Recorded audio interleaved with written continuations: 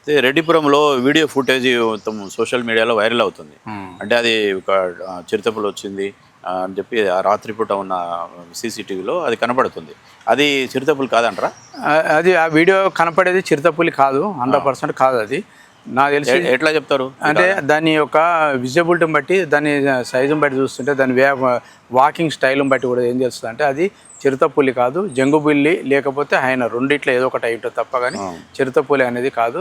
దాని అడుగుల కోసం కూడా తిరిగాము మొత్తం సరౌండింగ్లో, చెరువు చుట్టూ ఏరియా ఎక్కడ కూడా దానికి సంబంధించిన ఆనవాళ్ళు అడుగులు కనపడలేదు. చిరుతపులి అడుగులకు వీటికి మిగతా వాటికి తేడా ఏంటంటే, మిగతా ఈ హైనా అటువంటి సంబంధించిన గోర్లు కనపడతాయి మనకు అక్షరాలు భూమి మీద అడుగులు వేసినప్పుడు. చిరుత సంబంధించినటువంటి చిన్నగా ఉంటుంది, దాని రౌండ్ షేప్ వేరే ఉంటుంది, కుక్క పొడుగ్గా ఉంటుంది, ఎలుగుబంటి ఒక రకం ఉంటుంది. సో దాన్ని బట్టి మేము అబ్జర్వేషన్ చేసిన ప్రకారం చిరుతపులి కాదు అని నిర్ధారణకు వచ్చేసాం. ప్రజలు కూడా భయానందాలు కావాల్సిన పని లేదు, అందులో ఏం ప్రాబ్లం లేదు. మనుషుల మీద అటాక్ అయ్యేది కాదు, అయినా కూడా మనుషుల మీద ఎట్టి పరిస్థితులు అటాక్ చేయదు.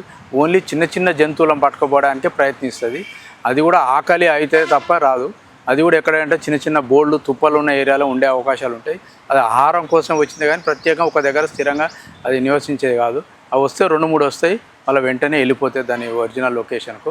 కాబట్టి దానికి సంబంధించినట్టు భయపడవలసిన పని లేదు.